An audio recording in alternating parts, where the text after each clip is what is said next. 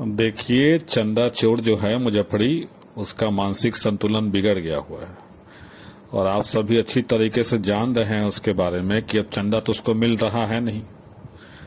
बेचारा दिसंबर सीटेट वालों को मौका दिलाने के लिए कि प्राथमिक भर्ती में मौका दिलाएंगे, 3-3 हजार रुपया एक आदमी से पिटिशनर बनाने के लिए लिया और एक केस के बदले में 2-2 केस कराया। लगभग 500 पिटिशनर बनाया था। आप जाके केस भी देख लीजिएगा, उसका 67 एक केस है, CWJC 6767 2020, और एक और केस है। 2 केसेस टैग केसेस हैं।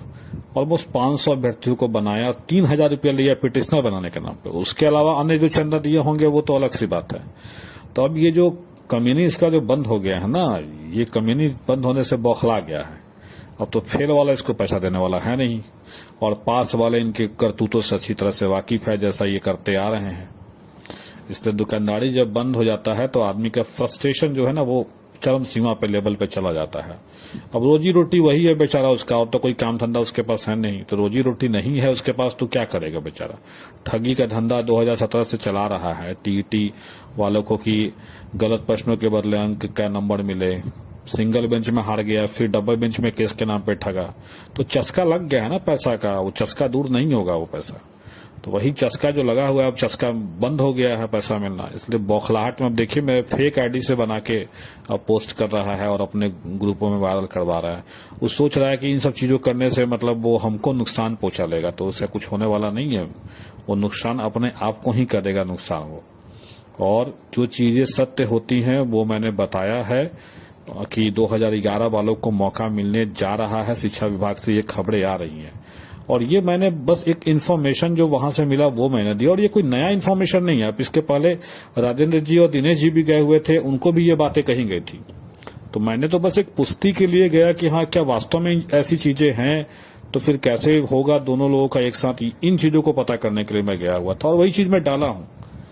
हो सकता है कि आप लोग अपने स्तर से दबाव बनाइए कि भाई सरकार भी सोचे कि आखिर ऐसा वो करने जा रही है तो कुछ सोच समझ के करे, ऐसा कुछ न करे कि क्लेश हो हम लोगों के बीच में।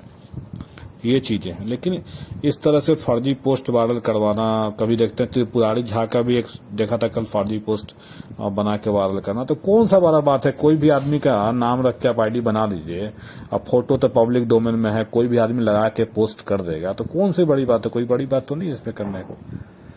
लेकिन कर रहा है वो सिर्फ इसलिए ना कि चंदा की जो दुकान हो गई है वो बंद हो गई है। ये बंदा जिंदगी भर चंदे से ही कमाया है। इसका आमदनी का सोर्स क्या है पूछिए ना, कोई आमदनी का सोर्स है उसका। हम लोग तो मान ली पढ़ाते हैं कोचिंग में, ट्यूशन पर, जो भी है, तो हम लोग के इनकम का सोर्स है। उसके पास तो इनकम का सोर्स है नहीं ना, चंदा से इनकम होने वाला है उसका, तो चलेगा परिवार कैसे उसका। इसलिए तो वो कर रहा है इन चीजों को। नहीं तो इसकी एक्टिविटी आपको अगर देखना हो तो आप जाके देख लीजिए, उठा के पास्ट में जाइए। और जब ऑनलाइन एग्जाम समाप्त हुआ 21 सितंबर को और रिजल्ट जारी हुआ 14 मार्च को, अगर इसके बीच में इस चंदा चोर का एक भी एक्टिविटी अगर रिजल्ट के संदर्भ में हो, एक भी वीडियो अगर यूट्यूब पे रिजल्ट के संदर्भ में हो कि हाँ जल्दी से जल्दी रिजल्ट आ जाए या जल्दी से जल्दी रिजल्ट जारी किया जाए, तो फिर अब जो कहें सो। एक ट्वीट किया हो, एक आरटीआई किया हो, कोई भी ऐसा एक्टिविटी जो रिजल्ट के लिए फेवर में किया गया हो, रिजल्ट से संबंधित सूचनाओं के लिए किया गया हो, तो फिर कहने वाली कोई बात ही नहीं है। अब देखिए, अब कुछ कर नहीं पा रहा है तो गाली गलौज करेगा। अब देखा ही होगा आपने, वो ने लास्ट डे टेलीग्राम पे कितना गाली गलौज किया था। जबकि वास्तविकता यह है कि टेलीग्राम ग्रुप में उसी के आदमी बलवंत कुमार ने मुझे ऐड किया था और फिर खुद से रिमूव भी किया। मैं जान भी नहीं रहा था, क्योंकि मेरा आईडी था वो, ज्यादा मैं कम चलाता हूं उसको, थोड़ा वो नंबर को, और देख रहा हूं कि ऐड भी किया था, खुद रिमूव भी किया, और फिर मेरे ग्रुप में आया, ऐड भी हुआ, लेफ्ट भी हुआ, और बाद में बदनाम करके आ रहा है कि आप मेरे ग्रुप में आए थे और ये किए हुए थे। तो अरे चंदा चोर, तुमने तो मांगा हिसाब, जो भी केस का हमने लड़ा था हमने तो तुमको ओपनली दे भी दिया।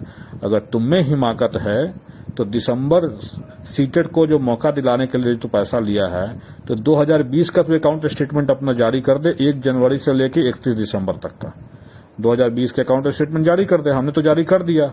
एग्जाम कैंसिल हुआ था 16 मई को और नया एग्जाम शुरू हुआ 9 सितंबर को, तो हमने 16 मई से लेकर 9 सितंबर तक का अकाउंट स्टेटमेंट उसको भेज दिया है। लेकिन अगर उसकी हिम्मत है तो वो जारी करे। 1 दिसंबर 2020 में पूरा पैसा लेना शुरू किया है 1 जनवरी से, तो 1 जनवरी से लेके 31 दिसंबर 2020 तक अकाउंट स्टेटमेंट मांगिए उससे थोड़ा, और मांगे तब देखिए चंदा चोर की कैसे होती है, फटती है कैसे।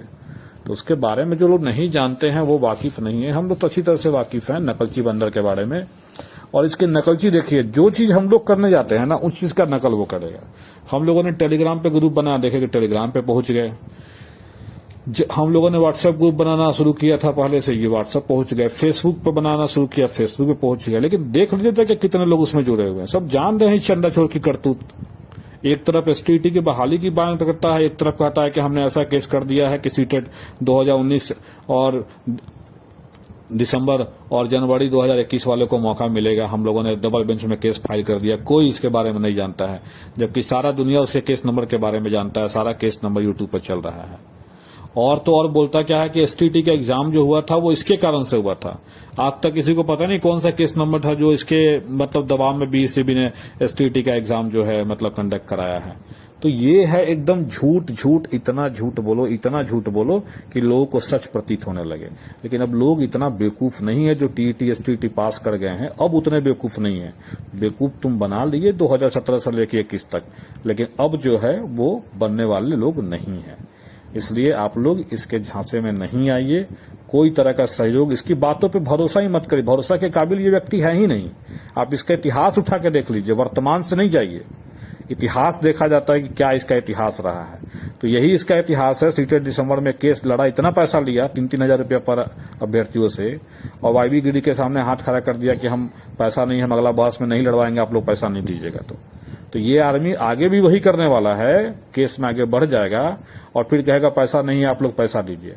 आप बताइए कि कौन ऐसा आदमी है जो अपना पैसा लगा के केस लड़ेगा, ये बताइए थोड़ा सा। वह कहता है वो कि हम पीआईएल करेंगे, अपने पैसे से करेंगे।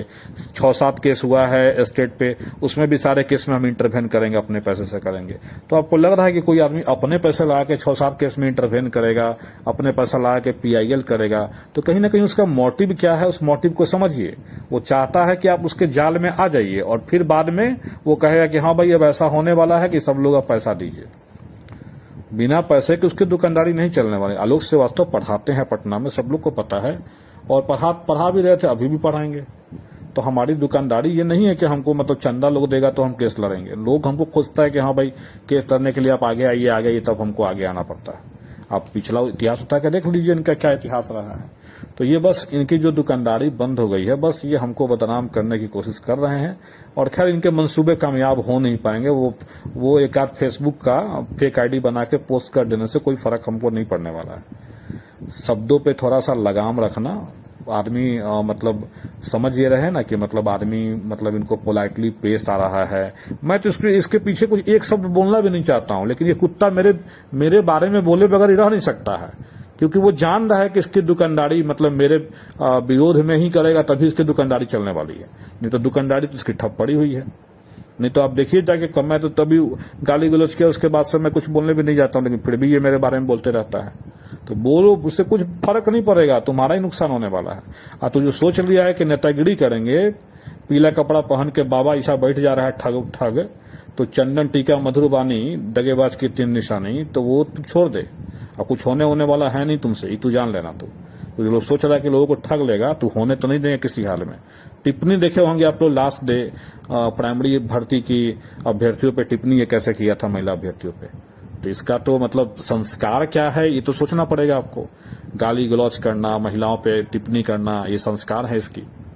तो अपने संस्कारों से ये बाज नहीं आ सकता है। फेक पोस्ट डलवाना, फेक ये करवाना, मतलब उससे वो सोचता है ना कि आलोक श्रीवास्तव को बदनाम कर देंगे, जबकि तुम बदनाम कुछ नहीं कर पाओगे, हमको कुछ नहीं कर पाओगे, कह तो दिए। क्योंकि बदनाम और इस चीजों का डर जिसको होगा, जिसको कोई प्रॉफिट लेना है किसी चीजों से, किसी केस से प्रॉफिट लेना है या किसी बहाली से प्रॉफिट लेना है, मुझे कोई फर्क नहीं पड़ने वाला है। हमारा ज्वाइनिंग हो बस, हमें उससे मतलब है। तुमको डर होगा कि तुम्हारा केस का दुकानदारी बंद हो गया है, तो तुमको डर होगा, हमें किसी चीज का डर नहीं है। और पोलाइटली का मतलब ये मत समझना कमजोर है, नहीं तो जिस दिन सामना हो जाएगा, आमना सामना, दिखा देंगे कि क्या ताकत है तुम हम में, और तुम में भी तुमको औकात अपना बता देंगे तुमको उसी दिन।